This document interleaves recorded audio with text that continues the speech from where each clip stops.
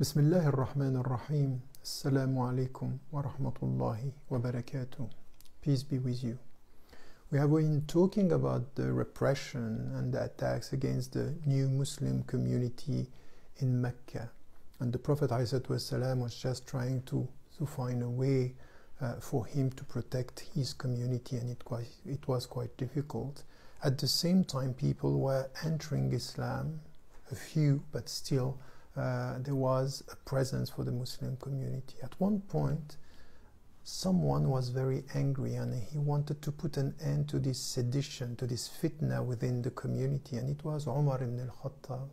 So once he just decided, I'm going to kill him because this has to stop. So he took his sword and he was on his way.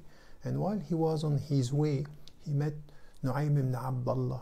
Nu'aym ibn Abdullah secretly converted to Islam, and he asked him, what are you doing? What do you want to do? He said, I'm going to kill him. I'm going to kill this guy who is pretending of being a prophet. So Nu'aym just, when he saw this, he tried to divert him from his project, and he told him, you may have first to put some order in your own family because your sister Fatima converted to Islam. So Umar ibn al-Khattab was just astonished and infuriated because what was happening to his family. He decided to go first to his sister and to see what was going on with her and her husband Sa'id. And when he was arriving at the house, he heard them reciting something. So he went in and asked, what is happening? What were you reciting? Say, nothing, we are not doing anything. Say, yes, I heard something. No, nothing. We didn't hear anything. So he started struggling with his brother-in-law, and he wanted to strike him, and instead of striking him, he struck his sister Fatima, and Fatima just was shocked, and blood blushed out, and he was shocked by this. And at that point she said, yes, we are Muslims, and we converted to Islam. It is up to you to do whatever you want with us, but we are Muslims. So he was in a state of shock, and he asked her, so let me listen to what you were reciting right now. And in fact, what they was reciting, and there was somebody with them who was hiding in the house, Khabbab. When he heard that Omar was coming, he hid, and then he was listening to what was happening within the house. And when he heard that Umar ibn al-Khattab wanted to listen to the Quran, he just waited to see what was going to happen. And then when he heard بعد أعوذ بالله من الشيطان الرجيم بسم الله الرحمن الرحيم طه ما أنزلنا عليك القرآن لتشقى إلا تذكرة لمن يخشى. So he heard the very nice recitation of the Quran, and he was just astonished by what he was hearing and what he was listening to, until he reached the verse which was so important, which changed everything. إنني أنا الله لا إله إلا أنا فاعبدني وأقم الصلاة لذكري. The revelation, what was here important is that I am Allah. I am Allah. I am God. There is no God but me. Perform the prayer in order to remember me. When he arrived at that point, he just said, that's something which is very powerful. And he changed completely his mind, and his heart was just converting into something completely new. He came to kill the Prophet ﷺ, and after hearing some verses, everything changed. Khabbab came out from his hidden place in the house, and he told him, you know what, I heard the Prophet ﷺ asking God that to help this community, you or Abu Jahl to convert to Islam. He was hoping this, knowing that he has no power on hearts, and that's something which is essential for us. The Prophet ﷺ, in a state of difficulty where everything he was facing was just I don't know what I am going to save this community because they are attacking us day in, day out. He turned to God and asked God, please make Umar ibn al-Khattab or Abu Jahl change their heart, change their mind, and bring them to us. And this is what happened with Umar ibn al-Khattab. So they went straight away to see the Prophet ﷺ in Bayt al-Arqam when he was secretly preaching and spreading the message. And when he came, he just acknowledged the fact that he wanted to be a Muslim. And straight away he said, now we are Muslims, we should go and show it to the people. So he wanted to go straight to pray at the Kaaba publicly for the people to know.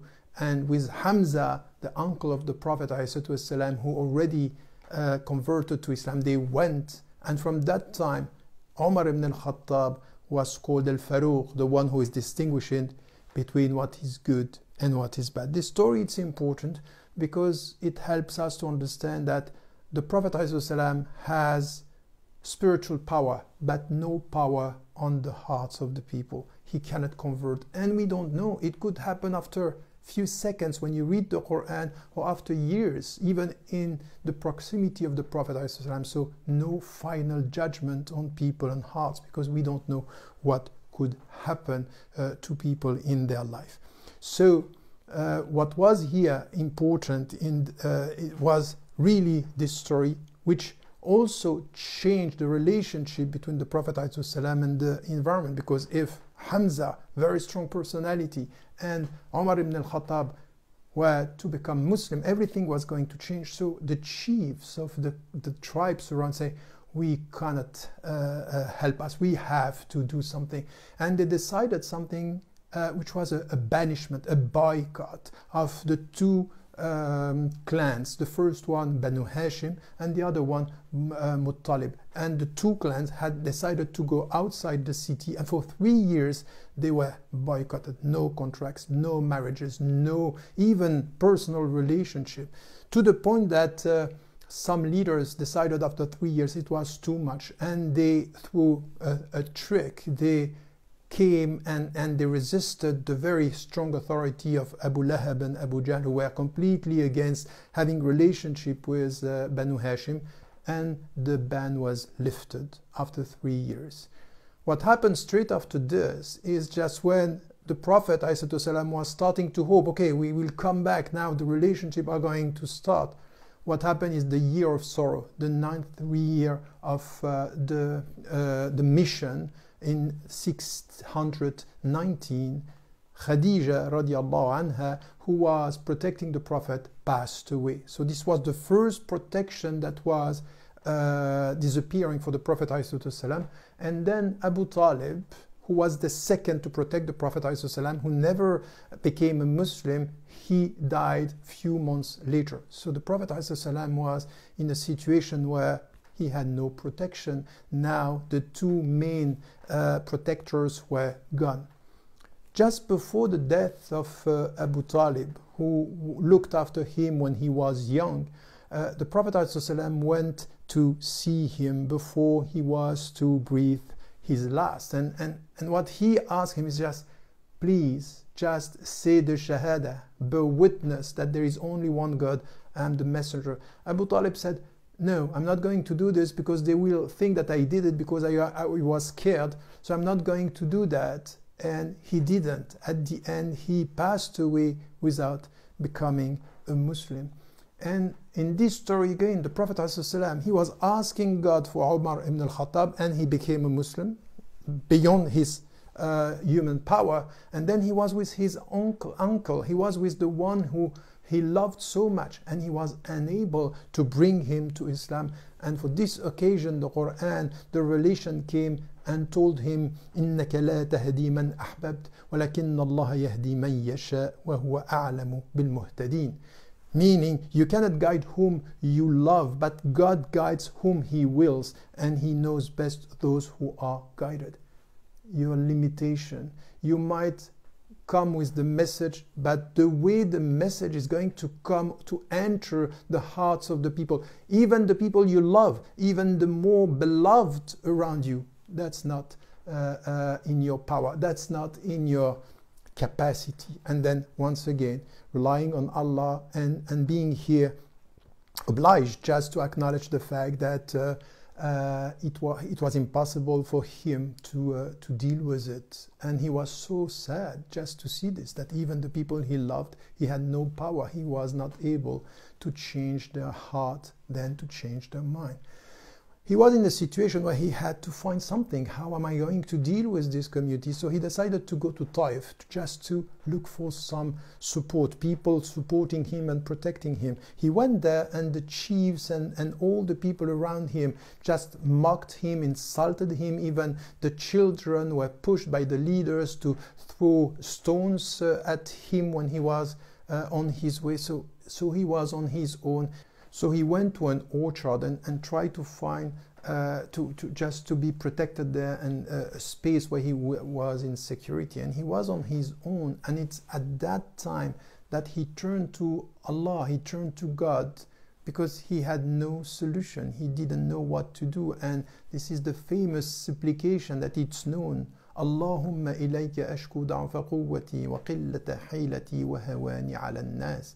Meaning here that at that time, oh God, to you alone I complain of my weakness, my insufficient ability, and my insignificance before the people.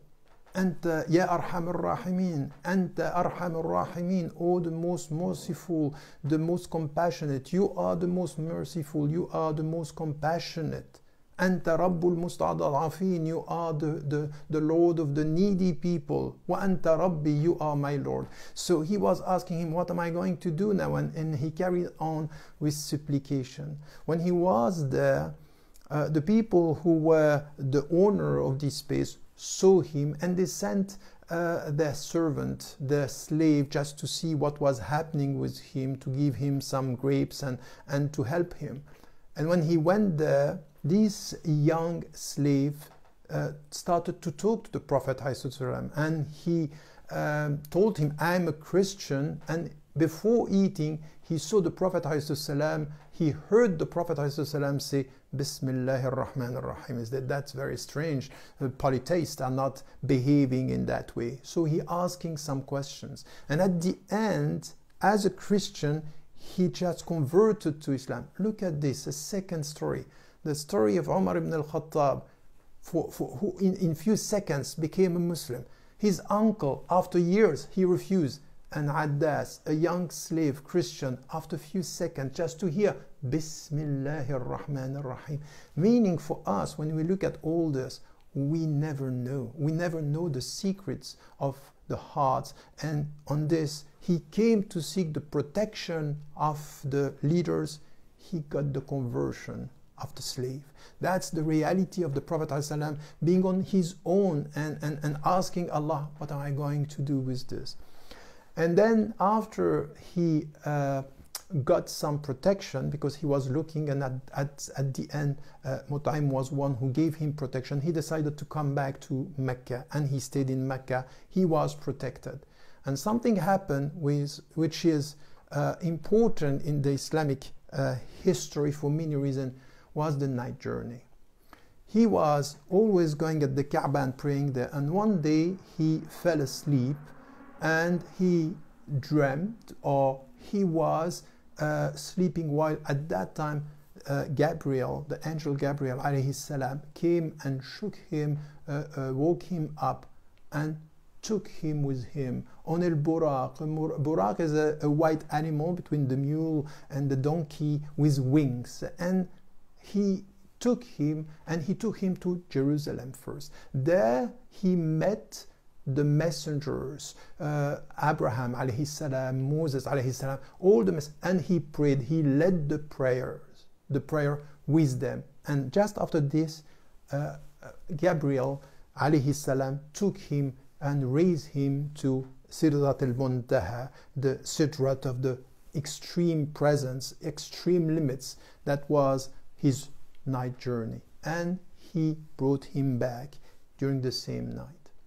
This journey, the scholars are talking, was it spiritual, was it physical? The great majority of the scholars are saying it's both physical and spiritual.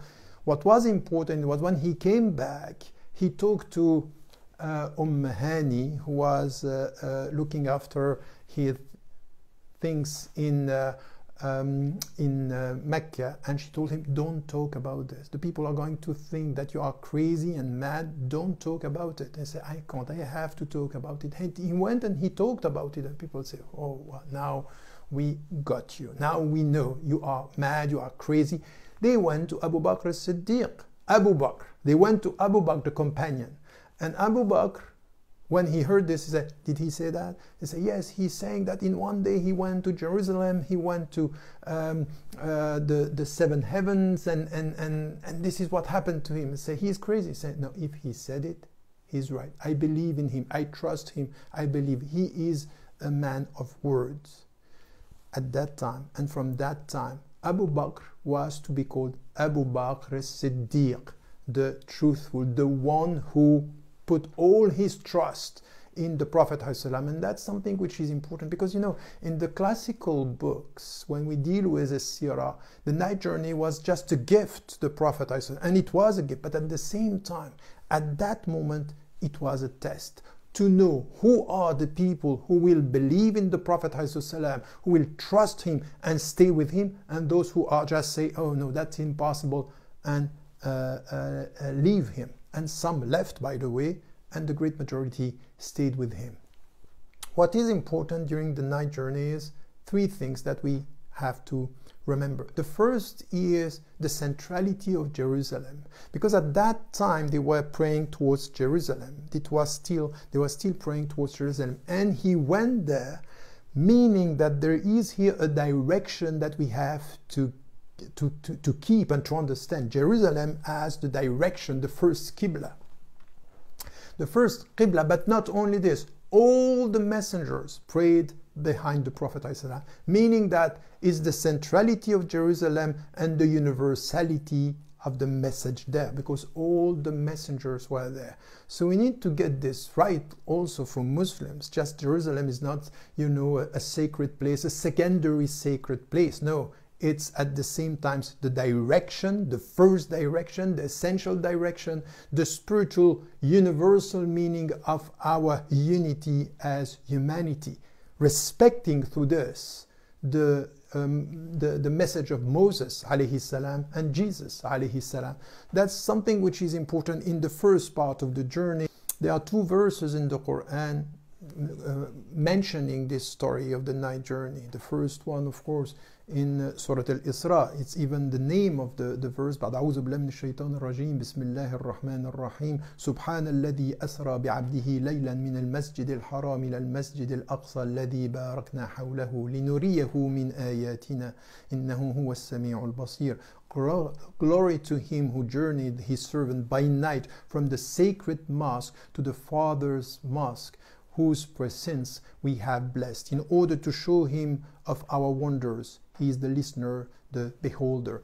That's important because it means the sacredness of this Father's mosque that the Prophet ﷺ went to and prayed there. And of course, in Surah Al-Najm, when it is said, Bismillahir Rahmanir Rahim, وَالنَّجْمِ إِذَا هَوَى مَا ضَلَّ صَاحِبُكُمْ وَمَا غَوَى. By the star, and at it goes down, your friend has not gone astray, nor has he erred.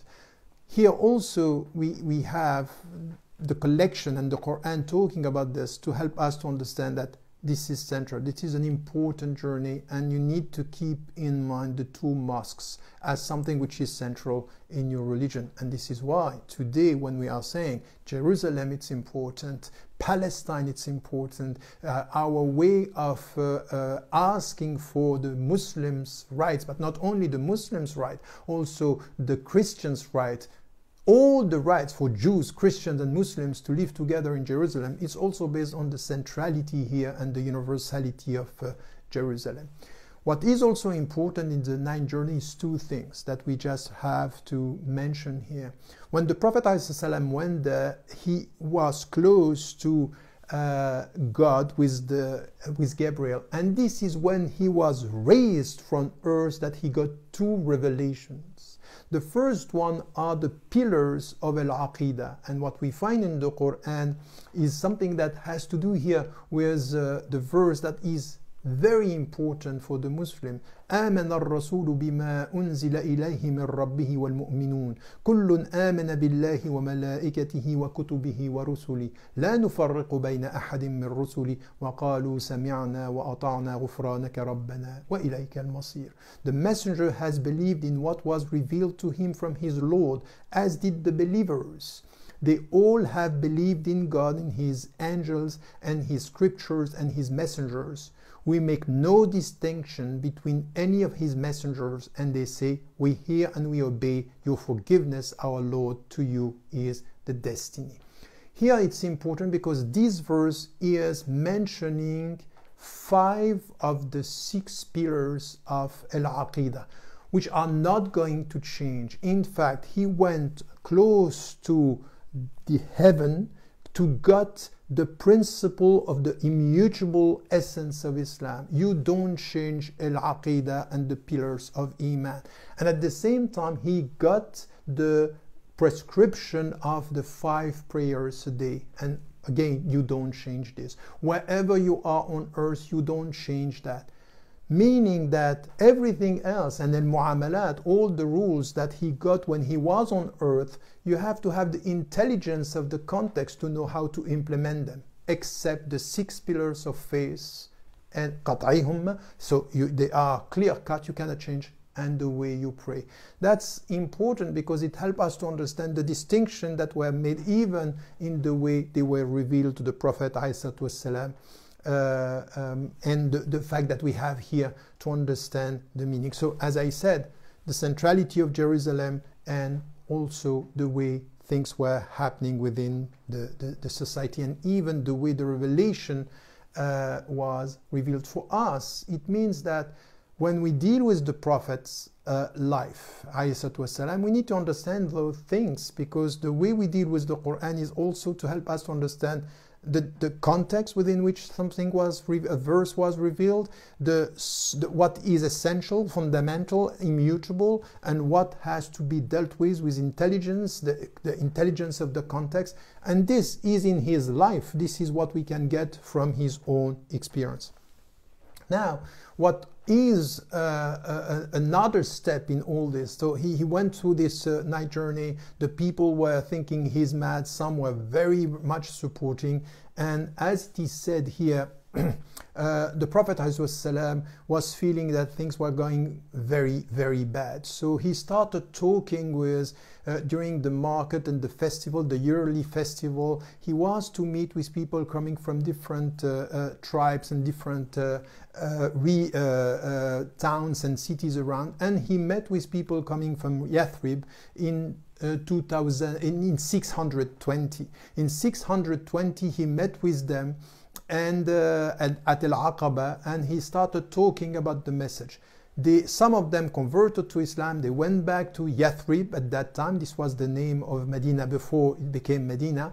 And they came the following year. They came the second year, and they were the second covenant of Al-Aqaba, meaning that they will help the Prophet and they will protect him, because he knew that the situation in Mecca was unbearable. So he was now starting the process of going to Yathrib and organizing this with 70 people coming from Yathrib and organizing. He sent with them Mus'ab ibn Umair. Mus'ab ibn Umair was not the most knowledgeable, but he has a very nice voice and he was very patient.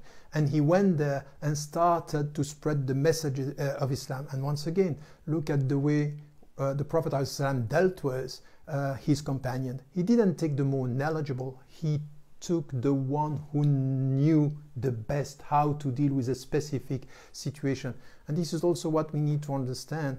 We should not all be ulama in everything, in every field. We need to be able in a very specific situation and to be able to master, to control what we are doing in the right way. And this is what happened. He chose him because he was the best to do this, to achieve this purpose when he was in Yathrib. So this were the situation, and the Prophet ﷺ was now starting to plan for his community to find a way out of this repression and the way he was dealing with this. So he was preparing, and in the way he was preparing, he got in a dream a kind of a permission. He saw himself leaving Mecca in the presence, accompanied by Abu Bakr as-Siddiq. He told this to Abu Bakr as-Siddiq, who was full of joy. He was so happy that he was the chosen one to leave Mecca with the Prophet, to accompany the Prophet ﷺ from Mecca to Yathrib. They started to plan, and this is where things started to be clearer for them. They had to leave, and they had to do the hijrah, the exile towards Yathrib. And we'll start with this the next time. Don't forget to tell the people you love that you love them. Life is fragile.